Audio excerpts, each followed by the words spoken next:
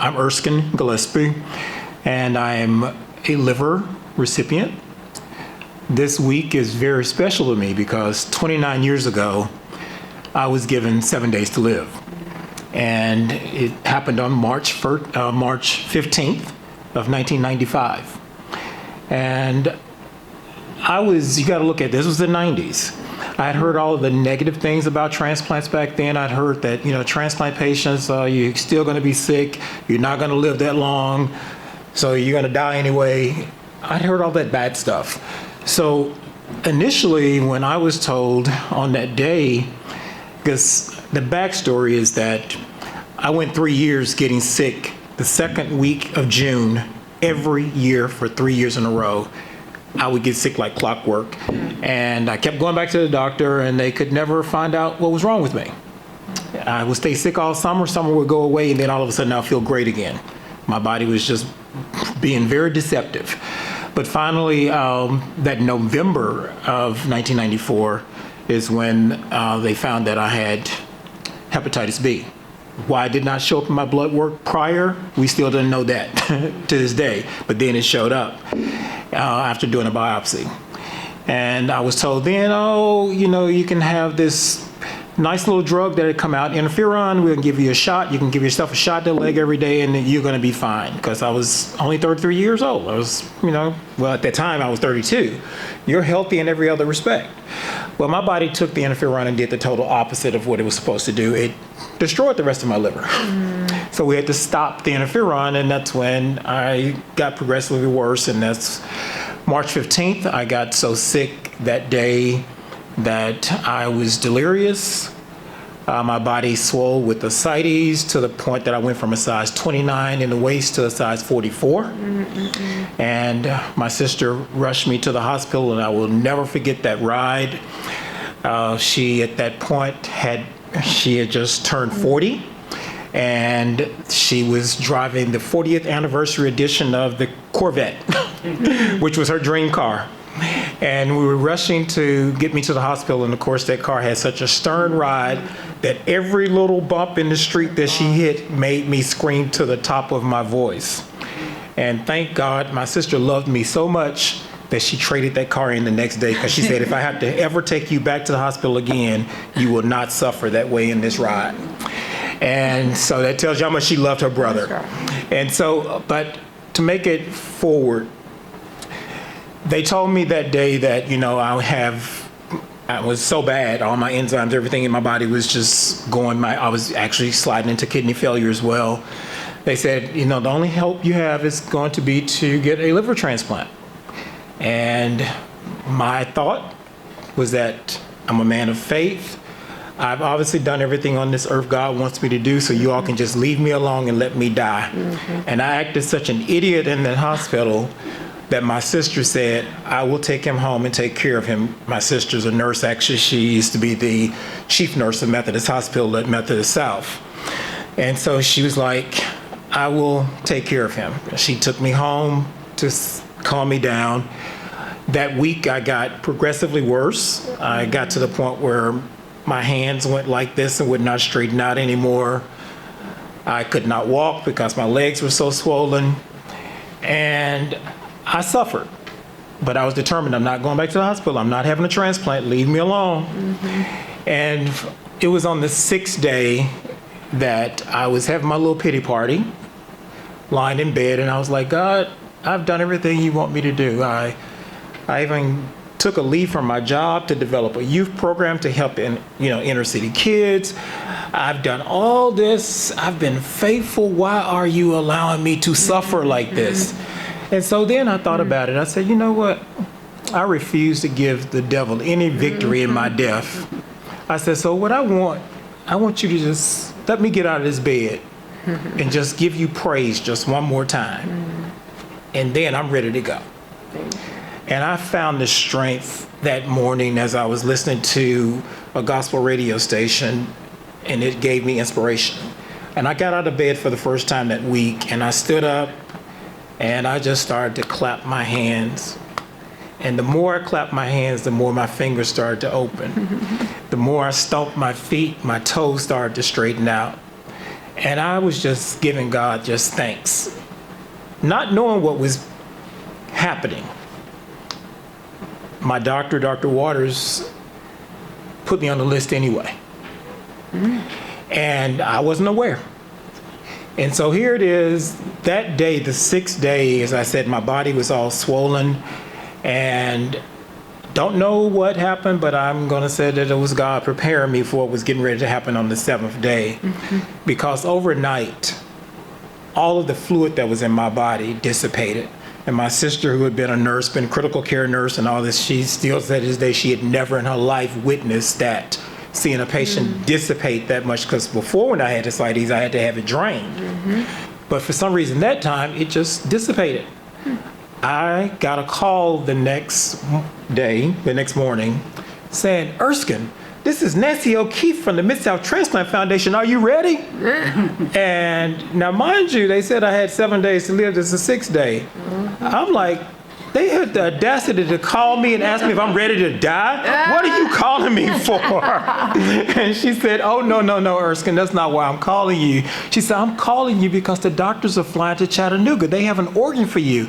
We need you to come into the hospital right away." And my old stupid self said, "Let me call you back." And I hung up on her, and I called my sister, and I told her I had received, because I didn't even know Mid-South Transplant existed, because I had not gone to the clinic or anything. I had not talked to anybody from Transplant. And she said, "I don't care what you say. I'm on my way. You are going to the hospital." And, excuse me, y'all. And she picked me up. And I'm walking around just saying, "Well, I got to get this, I got to get that, I got to take a bath, and she's like, "No, come on, we going." And she rushed me over to UT Bold Hospital, because that's, UT had the transplant program at that time at Bold. And she rushed me to UT Bold, and I walked in, mind you, the day before I wasn't able to walk. I walked in, carried my own bag. I sit down at the registration desk, and the young lady said, "What are you here for?" I said, "I'm here for a transplant." She said, "What kind?" I said, "A liver transplant." She said, "Are you sure?" And I saw her many, many years after that, and she always said, "I had never seen somebody walking in looking as healthy as you were looking that day, saying that you need a liver transplant." And I always say that God prepared me overnight for what he was going to do. On this day of completion, 7 was my day of completion. And I look at it now, I got that transplant on that day. And here it is now, 29 years later. If God allows me to see the 22nd of this month, it will be 29 years that I've lived a active, fulfilled life. That's good. Because of Dean Williams' family in Chattanooga that said yes to organ donation. And I took that, and I said, "God, if you just allow me to give back." And I thank people, it's not to brag about anything, but this is a part of my testimony. I worked for FedEx, and I started volunteering for Mid-South Transplant at the time, because I saw the need of how ignorance can play a part in so many people losing their lives, because I knew that I wasn't unique in having those thoughts that could have ended my life because of my ignorance. So I started volunteering for Mid-South Transplant, and finally they liked what I was doing as a volunteer, and the executive director heard me speak at a school one day, and she came to me and she said, "I would like to talk with you." And she asked if I would consider joining her team, her staff. Mind you, I was a professional at FedEx, and what she said, "I know I probably can't afford you." I said, "No, you probably can." And so she made me an offer. I took a $42,000 a year pay cut to come work for Mid-South Transplant Foundation. And I am thankful that I did that, because I stayed there for 15 years, working with that organization, impacting this community through my testimony and my activeness for organ and tissue donation and transplantation. How many people have come to me still saying that because of what I was able to do and what I was able to share, that they became a donor or they got a transplant. I spoke at a church one Sunday, and there was a gentleman in the back of the church said that it touched him so because there was a minister that was there that needed a kidney transplant. He had already had, because of diabetes, had been amputated on his legs and all those things. And he said, when I spoke, God told me that there was somebody in the church that was going to be a donor for him. This gentleman in the back of the church, just one of those members that come in and go out, said God spoke to him that day and said, you're the one. He went and got tested, was a perfect match for Reverend Strong, and gave Reverend Strong his kidney. That's good. That's what it did. It allowed me to touch other lives. That's right. And that's why I was so thankful that I went through this experience, because I wanted to just have a touch from God and just heal me and let me go on about my business. But that wasn't my testimony. I had to endure all of what I went through to be sitting here right now, sharing the goodness that came through that life-changing surgery that I had.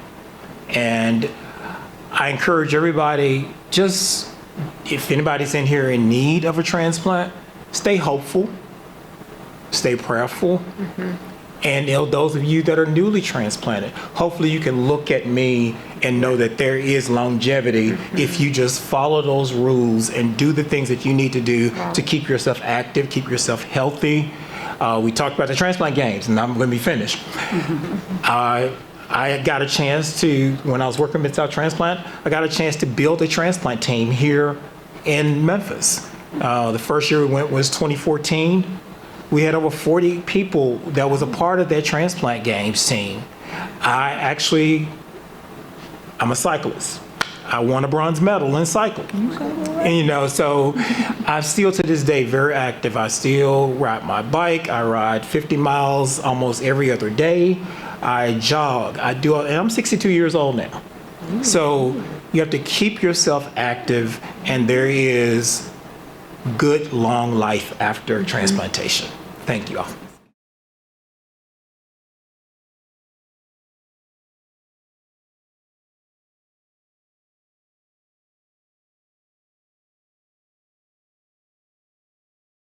I'm Mimi Smith. How are y'all? I don't know if I could beat that or not. Oh, yes, you can. No. You're still here, so you can. I know. Okay, my journey started in 2016. I got sick. I used to be a runner, half marathon runner. Got sick, thought it was a tick bite. It wasn't a tick bite. It was my liver. So anyway, after many years of misdiagnosis, about 4 years, I guess, they said I had stage 4 cirrhosis of the liver. It's from Wilson's disease, they said. And then they also said that I had fatty liver disease too. So I had a double whammy. Plus, on top of that, I was diagnosed with Still's disease, which is a rare autoimmune disease that usually manifests itself in children. But I was one of the lucky adults that had it. And so I had quite a few marks against me whenever I was diagnosed with the liver disease. But went on from there, and then they said they were going to watch it for a little while, but they watched it, and my MEL score kept going up quite a bit, and then it'd go down, then it'd go up. So finally, Dr. Nair said that we needed to see about putting me on the transplant list. And I was like, I was like, I don't want to go on there, I'm not doing it. And of course, I had a mother. If you have one of those mothers, that was like a drill sergeant, She was like, you're doing it, you're getting in there and you're doing it. I was like, I don't want to do it. She was like, no, you're doing it. So I did it, out of respect for her and everything. But anyway, in 2022, I ended up on a ventilator for a while because my ammonia level had gotten so high. And I didn't actually know that I was sick, really. In my mind, I didn't know I was sick because the ammonia level was so high. So I was doing crazy things. I thought dead people were pushing me around the house. But it really wasn't dead people. It was just my ammonia level being really high. I would fall a lot, hit my head a lot. My knees are terrible because of all the falls I have. The day before I went on the ventilator, my German Shepherd pushed me down and I tore my rotator cuff. So I didn't know I tore my rotator cuff until after I came off the ventilator. Kept telling him, can't lift my arm. Oh, you're fine. No, I'm not. So whenever he asked me to write my name with my left hand, that's how I knew to write my name with my left hand, because I couldn't use my right one. But anyway, so I stayed on the ventilator for a while, I think 6 to 8 weeks or so. And finally I came off of it. I was at Germantown, then they transferred me to university, and I had wonderful nurses. I had one nurse, his name was Daniel, and he was like my mama. He was like a drill sergeant nurse. We're going to do this and you're going to quit crying. What are you crying for, Mimi? I don't know, I'm just crying, you know. They wouldn't even allow me to feel sorry for myself, but I'm glad they didn't, because I am where I am now because of the support system that I had from Methodist and from my mom. So anyway, they let me out of the hospital with my mom because they wanted to send me to rehab, but they wouldn't, because I wouldn't go without my mom. So I told them, in order for me to have rehab, that my mom had to go with me. They were like, no, she can't go. Well, Dr. Kathadia at the time said, well, I'm going to release you to your mom's care. Well, my vocal cords were paralyzed, so I couldn't swallow and I couldn't talk, and I had to relearn how to walk and use my left arm for everything. But Mom had a way of making me do things I didn't want to do. I would say, do I have to do that today? Yes, you have to do that today. But if anybody else would ask me, I'm like, I'm not doing that today. And that's where I would have been at.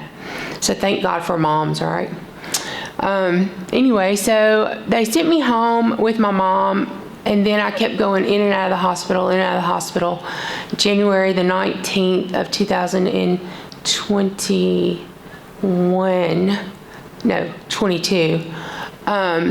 Dr. Nair came in and said, hey, you're not going out of this hospital without a liver transplant. And I said, hey, I'm not staying in this joker no 6 months, so send me home if you won't let me die. You know, I was about to that point where I was praying, God, take me or heal me, to that point.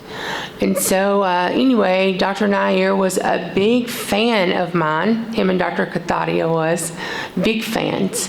And Dr. Kathadia told me one time, he said, if you ask again if you can go home, you're never going home, Mimi. So I didn't ask for about a month, you know. Then one day I said, hey, I got a question. He said, are you going to ask me to go home? I was like, no. But can I? He was like, not yet. So anyway, I finally got listed on, I think, the 29th of January. 4 days later, I had a liver. So he came in, well, that night, they came in and bombarded me with tests and x-rays, and I was like, what's going on? And the nurse said, they didn't tell you? I was like, no. They said, oh, you're getting a liver. I was like, really? I don't want it anymore. No, never mind. You can ship it on to somebody else. And my mom was like, no, girl, you didn't put me through this. We're going to get that liver. So Dr. Nair and one of his, what do y'all call them, residents? Fellows came in the next morning, and his fellow was behind him jumping up and down, like doing, you know, and I was like, what in the world? And so Dr. Nair, he was like, Mimi, you got a liver. And I was like, okay, all right, I got a liver. And then the fellow was in the back in the hall jumping up and down. And then when Dr. Nair turned around, he stopped real quick and just was smiling. I was like, he was doing jumping jacks behind her back, and he was like, it's okay, we're getting a liver. But anyway, I had my surgery on the 2nd of February. And the next day, I was up ready to go. I was very, very sick for a long time, but the next day I felt so much better, like a new person. And I was up ready to walk in around the nurse's station, and just, I was good.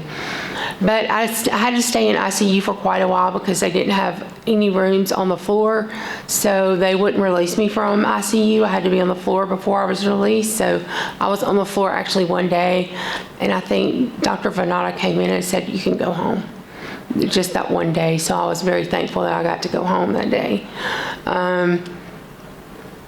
Post-transplant, life was not fun. It was very hard for me, but I made it through it. I had a lot of support.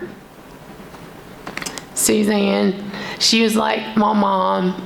She wouldn't put up with none of my nonsense. And then when I would have nonsense, she was like, I'm calling her mom. I was like, no, don't do that. But she's lying. She was great. She was good. they said I was great, but I don't know. But once I got over the part where I'm sick, I'm always going to be sick part, I was good. I hit the road, I hit the floor running. I'm telling you, and I hadn't slacked up yet.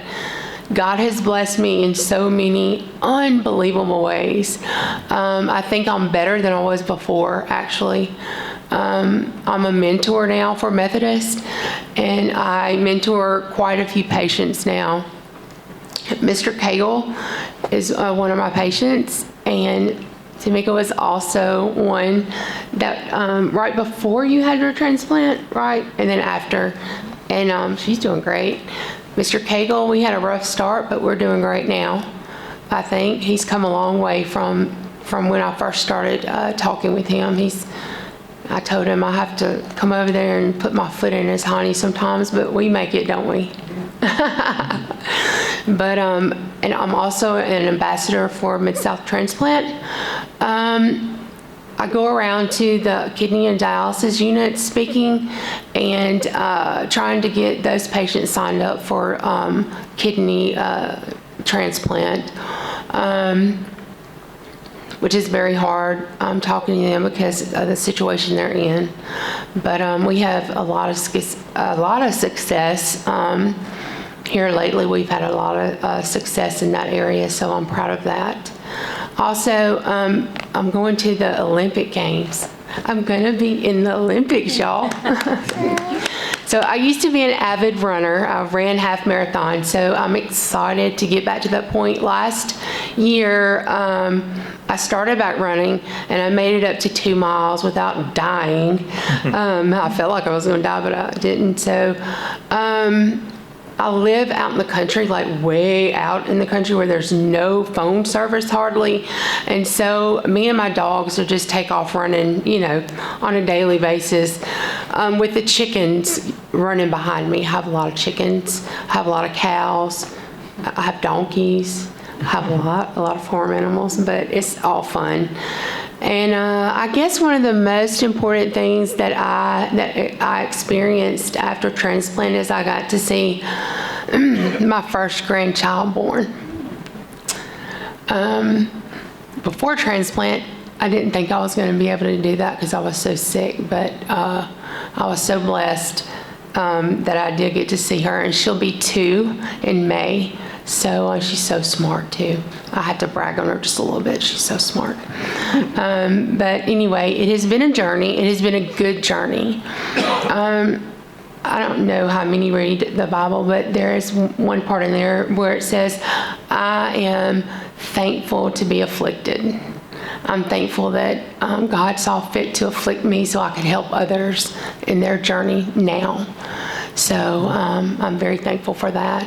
I'm thankful for all the Methodist team. They are top notch. Like, I'm telling y'all, you couldn't ask for any better.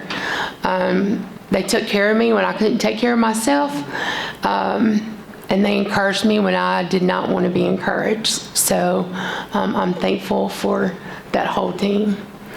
It's hard for me not to cry, but it's a good cry. It's not a bad cry. But anyway, thank you for having me today, Teresa. And anytime you want me to blab my mouth, I'm willing.